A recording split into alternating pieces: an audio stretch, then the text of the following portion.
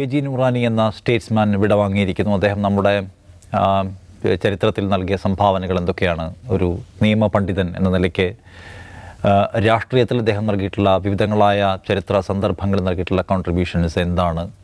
അപ്പോൾ എല്ലാ അർത്ഥത്തിലും രാജ്യം വളരെ ഉയർന്ന ഗണത്തിൽ പരിഗണിക്കേണ്ടുന്ന ആ നിലയ്ക്ക് സംഭാവന ചെയ്ത, നമ്മുടെ സാമൂഹിക രാഷ്ട്രീയ പരിസ്ഥിതികളോട് നിരന്തരം ഇടപെട്ടുകൊണ്ടിരുന്ന, കലഹിച്ചുകൊണ്ടിരുന്ന ഒരാൾ വിടവാങ്ങുമ്പോൾ അദ്ദേഹത്തെ എങ്ങനെ ഓർക്കണമെന്നാണ് നമ്മൾ രണ്ടാമത് സംസാരിക്കുന്ന വിഷയം.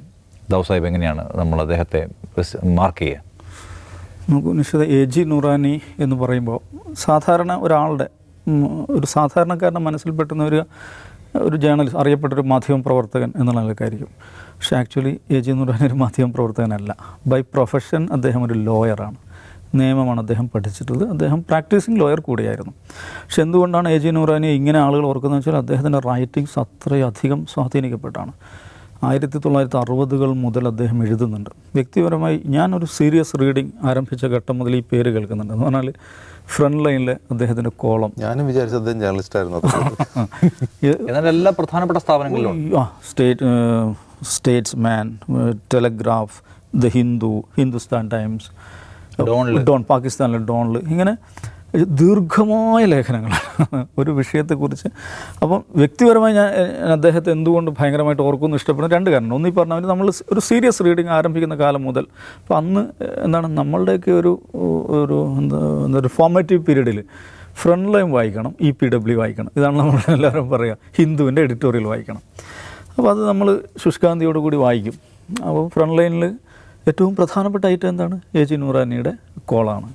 എത്ര പേജ് അതുണ്ടാകുക. ആ നിലക്ക് നമ്മുടെ മനസ്സിലുടക്കിയ ഒരു പേര്. പിന്നെ വ്യക്തിപരമായി ഞാൻ ഈ നമ്മൾ ഈ പറയുന്ന ലോങ് ഫോൺ ജേർണലിസം എന്ന് പറയുന്നത്, അല്ലെങ്കിൽ narrative journalism, creative non fiction എന്നൊക്കെ പറയുന്ന ഒരു ഏരിയയെ ഇഷ്ടപ്പെടുന്ന ഒരാളാണ്. ഇപ്പോൾ മീഡിയ വണ്ണിൽ മാനേജിങ് എഡിറ്ററായിട്ട് എന്നെ അപ്പോയിൻറ്റ് ചെയ്യുമ്പോൾ ഞാൻ അപ്പോയിൻറ്റ് ചെയ്യുന്ന ആളുകളോട് പറഞ്ഞു, നിങ്ങൾ എന്നെ ഒരു ത്രൈമാസികയുടെ എഡിറ്ററാക്കൂ എന്ന് ഞാൻ ആവശ്യപ്പെട്ട ഒരാളാണ്. കാരണം വ്യക്തിപരമായി ഞാൻ ഏറ്റവും ആഗ്രഹിക്കുന്നൊരു ഫീൽഡാണിത്, ഈ പറയുന്ന ലോങ് ഫോം ജേർണലിസം എന്ന് പറയുന്നത്, നറേറ്റീവ് ജേർണലിസം എന്ന് പറയുന്നത്. നമ്മുടെ ഈ ഇന്നത്തെ ഒരു കാലം നോക്കുന്ന നിശ്ചിത ജേർണലിസം എന്ന് പറയും, ജേർണലിസത്തിൻ്റെ ഇപ്പോൾ ഈ ഇന്ത്യയിലെ ഈ പല ടെലിവിഷൻ ചാനലും കാണുമ്പോൾ ഇത് എന്തൊരു ജേർണലിസം പ്രോഡക്റ്റാണ്, ഇതിനെ അല്ലെങ്കിൽ നിങ്ങൾ ഏത് വെറൈറ്റിയിലാണ്, ഏത് ജോണറിലാണ് പെടുത്തുക എന്ന് പോലും പറയാൻ പറ്റാത്ത വിധം ഇതാകെ തകിടം മറിഞ്ഞൊരു ഘട്ടമാണ്. അപ്പോൾ അത്തരം സന്ദർഭത്തിൽ ലോങ് ഫോം ജേർണലിസം അല്ലെങ്കിൽ നറേറ്റീവ് ജേർണലിസം അതിൻ്റെ മുന്നണി പോരാളിയായ ഒരു മനുഷ്യനെ ഓർക്കുക എന്നുള്ളത് വളരെ പ്രധാനമാണ്. അപ്പോൾ എന്തുകൊണ്ടാണ് ഈ നറേറ്റീവ് ജേർണലിസം പ്രസക്തമാകുന്നതെന്ന് ചോദിച്ചാൽ, വാട്സപ്പ് ഫോർവേഡുകളല്ല, അല്ലെങ്കിൽ ഈ പൊളിറ്റിക്കൽ ലീഡേഴ്സ് നടത്തുന്ന ജാർഗണുകളല്ല, എന്തൊക്കെയോ ടെലിവിഷൻ ആങ്കേഴ്സ് നടത്തുന്ന ബഹളങ്ങളല്ല. അതിനപ്പുറം വിവരങ്ങളുടെ, വസ്തുതകളുടെ കൃത്യമായ, വിശദമായ, സന്തുലിതമായ ആഖ്യാനങ്ങൾ അത് വായനക്കാരന് കൊടുക്കുക, അല്ലെ പ്രേക്ഷകന് കൊടുക്കുക എന്നുള്ളത് വളരെ വളരെ പ്രധാനപ്പെട്ട ഒരു കാര്യമാണ്. അപ്പോൾ അതിൻ്റെ പൂർണ്ണതയിൽ ചെയ്തൊരു മനുഷ്യനാണ് എ.ജി. നൂറാനി. നിങ്ങൾ എ.ജി. നൂറാനിയുടെ ഏത് പീസ് എടുത്ത് വായിച്ചു നോക്കുന്നു നിഷാദ്, ഒരു തെറ്റ് കണ്ടത് നന്നായിട്ട് പ്രയാസപ്പെടും. എന്ന് മാത്രമല്ല, അദ്ദേഹം കൈകാര്യം ചെയ്യുന്ന വിഷയങ്ങൾ എന്തോരം കോംപ്ലക്സ് ആയിട്ടുള്ള വിഷയങ്ങളാണ്, എന്തോരം സെൻസിറ്റീവായ വിഷയങ്ങളാണ്. ഒരു തെറ്റ് കണ്ടത് നമുക്ക് പറ്റില്ല. അപ്പം ചരിത്രത്തിൻ്റെ അതിഗംഭീരമായിട്ടുള്ള ഒരു വലിയൊരു ഒരു പിന്തുണ അദ്ദേഹത്തിൻ്റെ ലേഖനങ്ങൾക്കുണ്ടാവും. അദ്ദേഹം ഒരു പ്രൊഫഷണൽ ഹിസ്റ്റോറിയനാണോ, ഒരു കരിയർ ഹിസ്റ്റോറിയനാണോ? അല്ല, അദ്ദേഹം ഒരു ലോയർ മാത്രമാണ്. പക്ഷേ അദ്ദേഹത്തിൻ്റെ ഇപ്പം കശ്മീർ വിഷയത്തിൽ ലോകത്തിലെ തന്നെ നമ്പർ 1 പുസ്തകം ഏതാണെന്ന് ചോദിച്ചാൽ അദ്ദേഹത്തിൻ്റെ ദ കശ്മീർ ഡിസ്പ്യൂട്ടാണ്. കശ്മീർ ഡിസ്പ്യൂട്ട് എന്ന് പറയുന്ന ബൃഹത്തായ ഗ്രന്ഥം അദ്ദേഹം എഴുതുന്നുണ്ട്. അതിന് പുറമെ കോൺസ്റ്റിറ്റ്യൂഷണൽ വാലിഡിറ്റി ഓഫ് ആർട്ടിക്കിൾ 370, അങ്ങനെ എന്തോ ആർട്ടിക്കിൾ 370യെക്കുറിച്ച് മാത്രമായിട്ട് വേറെ പുസ്തകമുണ്ട്. അതുകൂടെ നമ്മൾ മനസ്സിലാക്കണം. അദ്ദേഹം എഴുത്തുകാരൻ, മാധ്യമപ്രവർത്തകൻ, ലോയർ, ഹിസ്റ്റോറിയൻ എന്നതുപോലെ തന്നെ അദ്ദേഹം ഭരണഘടനാ വിദഗ്ധൻ എന്ന് പറഞ്ഞിട്ടുണ്ടെങ്കിൽ അദ്ദേഹത്തിൻ്റെ പ്രഭാഷണം ഉണ്ടാവും കേട്ടോ. ഭരണഘടനയെ ആളുകൾ വേദഗ്രന്ഥങ്ങൾ കോട്ട് ചെയ്യുന്നത് പോലെ കോട്ട് ചെയ്യും ഓരോ വിഷയത്തിലും.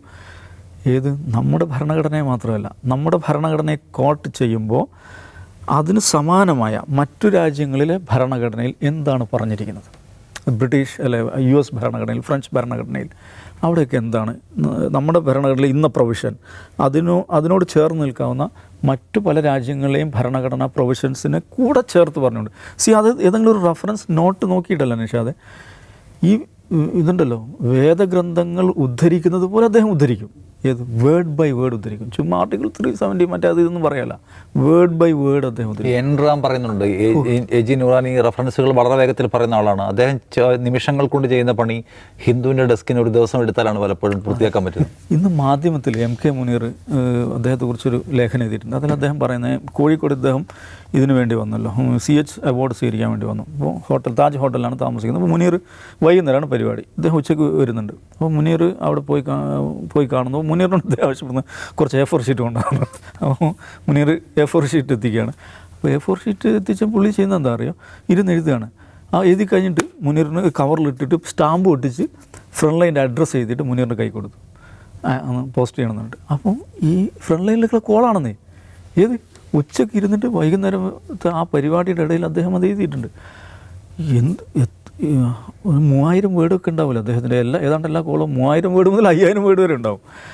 അത് അത്ര ആ ഇരുത്തത്തിൽ അദ്ദേഹത്തിന് എഴുതാൻ കാരണം ആ ഓർമ്മശക്തി, പഴയ ഓരോ കാര്യങ്ങൾ ഓർത്തെടുക്കാനുള്ള സംഗതികൾ. അപ്പോൾ നമ്മൾ പ്രൊഫഷണലി സംസാരിക്കും, ജേർണലിസം എന്ന് പറയുന്ന ആ ഒരു ജോലിയുമായി ബന്ധപ്പെട്ട് സംസാരിക്കുമ്പോൾ ഒരു ഇതിഹാസം എന്ന് പറയാവുന്ന സംഗതിയാണ്. രണ്ടാമത് അദ്ദേഹം നിന്നുള്ള ആശയപരമായ പരിസരം ഇന്നത് വളരെയധികം പ്രസക്തമുള്ള കാര്യമാണ്.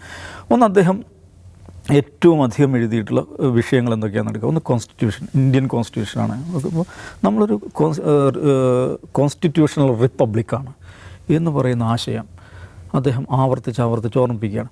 അപ്പോൾ അദ്ദേഹം ഈ എഴുതുന്നത് എപ്പോഴാണ് നിഷാദ്? ഇന്ന് 2014 ശേഷമുള്ള മോഡി യുഗത്തിൽ ഭരണഘടന പ്രത്യക്ഷമായി തന്നെ ആക്രമണം നേരിട്ടുകൊണ്ടിരിക്കുന്ന ഒരു സന്ദർഭത്തിൽ ഒരാൾ അതേക്കുറിച്ച് ഉത്കണ്ഠാകുലനായി എഴുതുന്നു എന്നുള്ളത് നമുക്ക് മനസ്സിലാക്കാം. പക്ഷേ അദ്ദേഹം എഴുതുന്നത് നെഹ്റുവിൻ്റെ കാലം മുതൽ അദ്ദേഹം എഴുതുന്നുണ്ട്. എന്നിട്ട് അപ്പോൾ നെഹ്റുവിൻ്റെ ഒരു ലെഗസി അദ്ദേഹത്തിൻ്റെ ആശയങ്ങൾ എഴുത്തിലൊക്കെ ഉണ്ട്. ഇത് പറഞ്ഞാൽ ഈ കോൺസ്റ്റിറ്റ്യൂഷണൽ റിപ്പബ്ലിക്കൻ വാല്യൂസ് എന്ന് പറയുന്ന ഒരു സംഗതി ഉണ്ടല്ലോ. ഇന്ത്യ എന്ന് പറയുന്നത് എന്താണ്? In essence, what is the essence of India, what is the essence of Indian constitution? ഇതാണ് അദ്ദേഹത്തിൻ്റെ പ്രധാനപ്പെട്ട ഒരു ആശയ പരിസരം. രണ്ടാമത്തത്, ഈ എസൻസിനെ അകമേ തുരങ്കം വെക്കുന്നതിൽ ഹിന്ദുത്വ ഏതെല്ലാം വിധത്തിൽ പ്രവർത്തിക്കും. ഇപ്പോൾ ഹിന്ദുത്വ എന്നൊന്നും ഇങ്ങനെ പൊതിഞ്ഞൊന്നും അദ്ദേഹം പറയില്ല. RSS തന്നെയാണ് അദ്ദേഹത്തിൻ്റെ പുസ്തകത്തിൻ്റെ പേരെന്താ? RSS ദ മെനാസ് എന്നുള്ളതാണ്.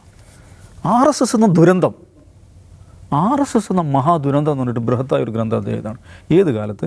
RSS ഈ അധികാര സ്ഥാനത്ത് വന്ന സമയത്തല്ല, RSS അധികാരത്തിന് പുറത്ത് നിൽക്കുന്ന സമയത്താണ് അദ്ദേഹം അതേക്കുറിച്ച് ദീർഘമായിട്ട് എഴുതുന്നത്.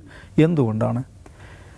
അദ്ദേഹം തന്നെ സ്നേഹിക്കുകയും ഇഷ്ടപ്പെടുകയും ചെയ്യുന്ന ഈ പറയുന്ന ജനാധിപത്യ മതേതര ഭരണകൂടങ്ങൾ ഉള്ളപ്പോഴും അദ്ദേഹം ഇതിങ്ങനെ എഴുതാൻ കാരണം എന്താണെന്ന് ചോദിച്ചിട്ടുണ്ടെങ്കിൽ, RSS എന്നുള്ളത് ഒരു നിഴൽ ഭരണകൂടമായി ഇവിടെ ഉണ്ട് എന്ന യാഥാർത്ഥ്യമാണ്. അത് അദ്ദേഹം ഓർമ്മിപ്പിച്ചിട്ടുണ്ട്.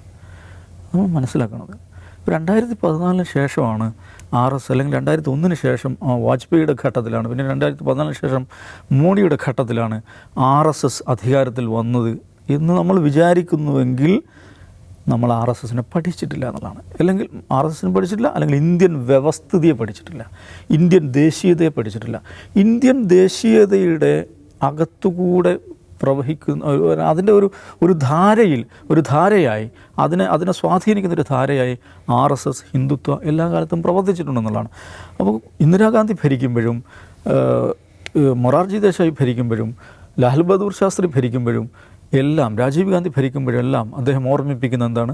ഈ നിഴൽ ഭരണകൂടത്തെക്കുറിച്ചാണ്.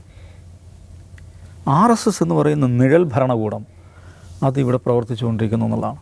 അത് നോക്കൂ, ഇന്നത്തെ കാലത്ത് എന്തുമാത്രം പ്രസക്തമായ ആശയമെന്ന് ആലോചിക്കുക. മൂന്നാമത് കശ്മീരുമായി ബന്ധപ്പെട്ട് അദ്ദേഹം എന്താണ് കശ്മീർ ഡിസ്പ്യൂട്ടിൻ്റെ അടിസ്ഥാന തന്തുവെന്ന് എന്താ പറയുക, ക്ലിനിക്കൽ ക്ലാരിറ്റിയോടുകൂടി എന്തുമാത്രം മനോഹരമായിട്ടാണ്. അദ്ദേഹത്തിൻ്റെ ഭാഷ ഒട്ടും ആകർഷകമല്ല കേട്ടോ, അത് പറയണം. ഈ ഹിന്ദുവിൻ്റെ അതേ ഭാഷയാണ്, ഫ്രണ്ട് ലൈനിൻ്റെ ഭാഷയാണ്, പ്രകാശ് കാരാട്ടിൻ്റെ ഭാഷയാണ്. എന്നുവെച്ചാൽ സോഫിസ്റ്റിക്കേറ്റഡ് എൻലൈറ്റൻഡ് ആയിട്ടുള്ള ജൂറിസ്റ്റ് ഭാഷ, അത് ആഴമുള്ള ഭാഷയാണ്. പക്ഷേ ടൈംസ് ഓഫ് ഇന്ത്യ വായിക്കുന്ന സുഖം എന്തായാലും ഹിന്ദു വായിക്കുമ്പോൾ ഉണ്ടാവില്ലല്ലോ, അതാണ്. അപ്പോൾ ആ ഒരു ഭാഷയിൽ സുവ്യക്തതയോടുകൂടി അദ്ദേഹം വിശദീകരിക്കണം. അപ്പോൾ അതിൻ്റെ അടിസ്ഥാനം എന്താണ്? നിങ്ങൾ കശ്മീരിനെക്കുറിച്ച് Kashmir is integral part of India എന്ന് ആവർത്തിച്ച് ഇങ്ങനെ ഉരുവിട്ടുകൊണ്ടിരിക്കുകയാണല്ലോ, ഒരു ആചാരവാക്ക് പോലെ. ഇൻ്റഗ്രൽ പാർട്ട് ഓഫ് ഇന്ത്യ എന്ന് പറയുമ്പോൾ നിങ്ങൾ ആരെയാണ് ഇൻ്റഗ്രൽ പാർട്ടാക്കുന്നത്? കാശ്മീർ എന്ന് പറയുന്ന ജിയോഗ്രഫിയാണോ, കാശ്മീരീസ് എന്ന് പറയുന്ന പോപ്പുലേഷനെയാണ്. ഇതൊരു വളരെ പ്രധാനപ്പെട്ട ക്വസ്റ്റ്യനാണ്.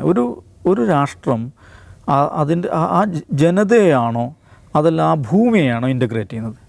നമ്മൾ ജനതയെ ഇൻ്റഗ്രേറ്റ് ചെയ്യണം. ജനതയെ ഇൻ്റഗ്രേറ്റ് ചെയ്യാതെ ഭൂമിയെ മാത്രം ഇൻ്റഗ്രേറ്റ് ചെയ്തുകൊണ്ട് കാര്യമില്ല. അപ്പോൾ ജനതയെ ഇൻ്റഗ്രേറ്റ് ചെയ്യുവാൻ നമുക്ക് കോൺസ്റ്റിറ്റ്യൂഷണലായിട്ടുള്ള എന്തോരം പ്രൊവിഷൻസ് ഉണ്ട്.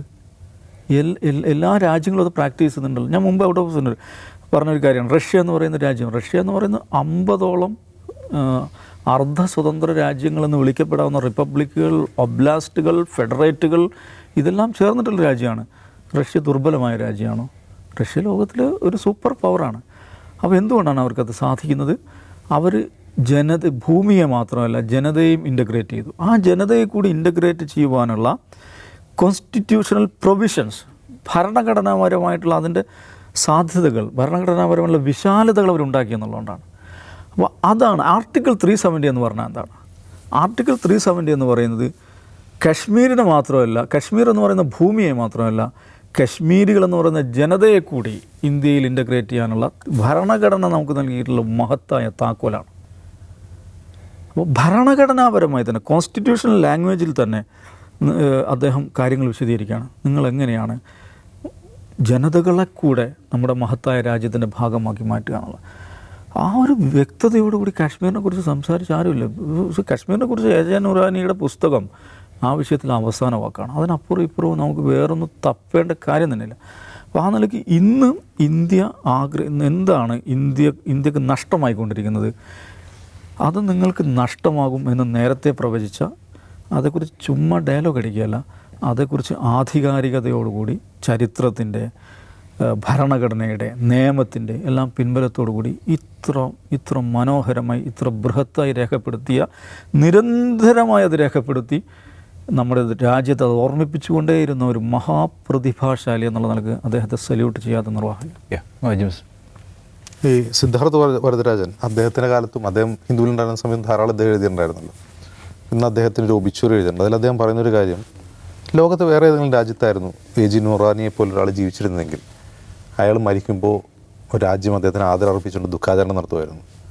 അദ്ദേഹത്തെ ഒരു രാജ്യത്തിൻ്റെ ട്രഷർ ആയി നിലനിർത്തുമായിരുന്നു എന്ന് അദ്ദേഹം പറയുന്നുണ്ട്. അപ്പോൾ ഇത് എന്തുകൊണ്ടാണ് അത് സാധിക്കാത്തതെന്ന് വെച്ചാൽ എ.ജെ. നുറാനി എഴുതിയത് എല്ലാവർക്കും എതിരെയായിരുന്നു.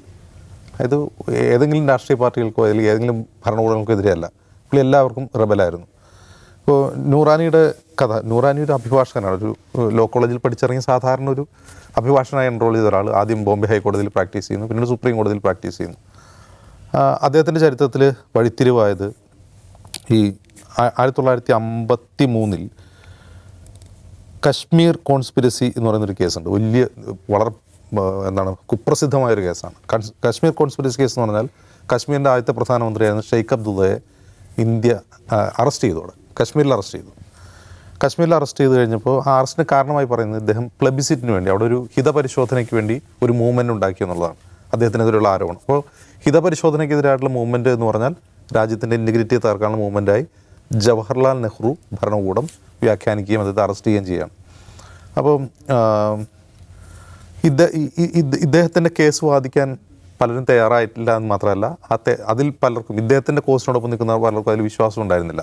ഇപ്പോൾ വിക്രം സാരാഭായിയുടെ സഹോദരി, അവരുടെ പേര് ശകുന്തള സാരാഭായി എന്ന് തോന്നുന്നു, അവർ ആണ് ഈ ഇദ്ദേഹത്തിൻ്റെ കോസിനൊപ്പം നിന്ന ഒരു പ്രമുഖയായ ആൾ. ഇവരാണ് ഈ എ.ജെ. നുറാനിക്ക് അന്ന് 30 വയസ്സിൽ താഴെയുള്ളൂ. ഈ കേസിലെ അഭിഭാഷകനായിട്ട് ഇദ്ദേഹത്തെ സുപ്രീം കോടതിയിലേക്ക് കൊണ്ടുവരുന്നു. ഒന്ന് ആലോചിച്ച് നോക്കുക, 30 വയസ്സിൽ താഴെയുള്ള ഒരു യുവ അഭിഭാഷകനെ ഇത്രയും വലിയ ഒരു ഹൈ പ്രൊഫൈൽ കേസ് വാദിക്കാൻ വേണ്ടി കൊണ്ടുവരുന്നു. ആ കേസ് എന്താണെന്ന് പഠിക്കാൻ വേണ്ടി അദ്ദേഹം കശ്മീർ സന്ദർശിക്കുന്നു. ആ കശ്മീർ ലീഡേഴ്സുമായിട്ട് അദ്ദേഹം വളരെ അടുത്ത വ്യക്തി സൗഹൃദം ഉണ്ടാക്കുന്നു. എന്താണ് കശ്മീർ പ്രശ്നം അദ്ദേഹം നേരിട്ട് പഠിക്കുകയാണ് ചെയ്യുന്നത്. ആ യാത്ര അദ്ദേഹത്തെ എവിടെ കൊണ്ടുവന്ന് എത്തിച്ചു പറയാം. ഞാൻ എ.ജെ. നുറാനി വായിക്കാൻ തുടങ്ങുന്നത് കർഗിൽ യുദ്ധത്തിന് ശേഷമുള്ള ഇൻഡോ പാക് ഡിസ്പ്യൂട്ടിനെ കുറിച്ചുള്ള ഇദ്ദേഹത്തിൻ്റെ ലേഖനങ്ങൾ വായിച്ചിട്ടാണ്. ഞാനന്ന് വിചാരിക്കുന്നത് അദ്ദേഹം ഒരു ജേർണലിസ്റ്റാണെന്ന്, എനിക്കറിയില്ല.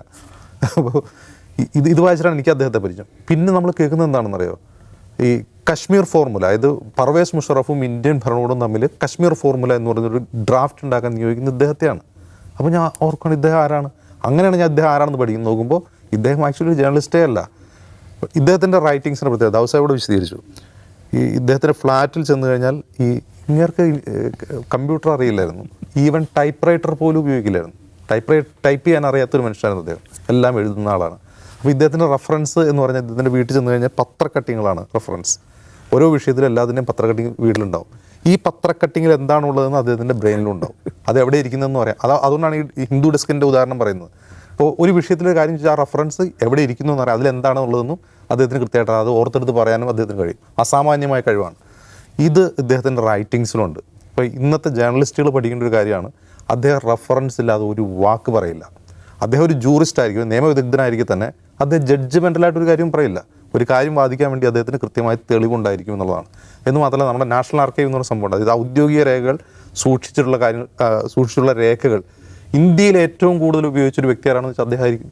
കാരണം അദ്ദേഹത്തിൻ്റെ ബുക്കുകളിലും അദ്ദേഹത്തിൻ്റെ ലേഖനങ്ങളിലും മുഴുവൻ അതെല്ലാമാണ് കോട്ട് ചെയ്തിട്ടുള്ളത്.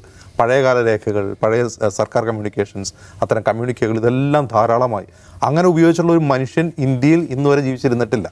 അത് ഇത്രമാത്രം ഉപയോഗിച്ച. അപ്പോൾ ഇപ്പോൾ അദ്ദേഹം മരിക്കുന്ന സമയത്ത് ഒരു പുസ്തകം എഴുതിക്കൊണ്ടിരിക്കുകയായിരുന്നു. ഏതിനെക്കുറിച്ചാണെന്ന് അറിയാമോ? ബാബരി മസ്ജിദ് സുപ്രീം കോടതി വിധിയെക്കുറിച്ച്, അയോധ്യ ഡിസ്പ്യൂട്ട് തർക്കത്തെക്കുറിച്ചുള്ള പുസ്തകം എഴുതിക്കൊണ്ടിരിക്കുകയാണ് അദ്ദേഹം മരിച്ചത്. ആ പുസ്തകം പുറത്തിറക്കണമെന്ന് ആഗ്രഹമുണ്ട്. പക്ഷേ ആ പുസ്തകം എഴുതി പൂർത്തിയാക്കാൻ കഴിയുന്ന പ്രതിഭാശാലിയായ ഒരാൾ ഇന്ത്യയിലുണ്ടോ എന്നുള്ളത് ഒരു സംശയമാണ്. മറ്റൊരു കാര്യം, ഇദ്ദേഹത്തിൻ്റെ കൈവശമുള്ള രേഖകളുണ്ടല്ലോ, ഇദ്ദേഹത്തിൻ്റെ കൈവശമുള്ള രേഖകളും പത്രക്കട്ടിങ്ങളും ഒക്കെ തന്നെ ഒരു ട്രഷറാണ്, ഒരു ആർക്കൈവാണ്. അപ്പോൾ ഇത് അദ്ദേഹത്തിൻ്റെ ആഗ്രഹം, അത് നെഹ്റു മ്യൂസിയം ആൻഡ് ലൈബ്രറി എന്നുള്ളൊരു സ്ഥാപനമുണ്ട്. ഇന്നതിപ്പോൾ മോദി സർക്കാർ അതിൻ്റെ പേരൊക്കെ മാറ്റി മറ്റെന്തൊക്കെ ആക്കി മാറ്റിയിട്ടുണ്ട്. അതുകൊണ്ട് മാത്രം അത് അദ്ദേഹം അങ്ങോട്ട് കൈമാറിയിട്ടില്ല. നേരത്തെ അദ്ദേഹം പറയുന്ന മരണശേഷം അങ്ങോട്ട് കൈമാറണമെന്നാണ് അദ്ദേഹത്തിൻ്റെ ആഗ്രഹം. ഒരു ഇതിഹാസ്, ലെജൻഡ് എന്നൊക്കെ പറയാവുന്ന ഒരാളാണ് കടന്നുപോയത്. അദ്ദേഹത്തിൻ്റെ വയസ്സ് 93 വയസ്സ് മറ്റാണ്. അപ്പോൾ ഒന്ന് ആലോചിച്ച് നോക്കുക, അദ്ദേഹം ഈ 2019 അദ്ദേഹത്തിൻ്റെ ഈ പുസ്തകം ഇറങ്ങുന്നത്, RSSനെ കുറിച്ചുള്ള പുസ്തകം 2019 ഇറങ്ങുന്നത്.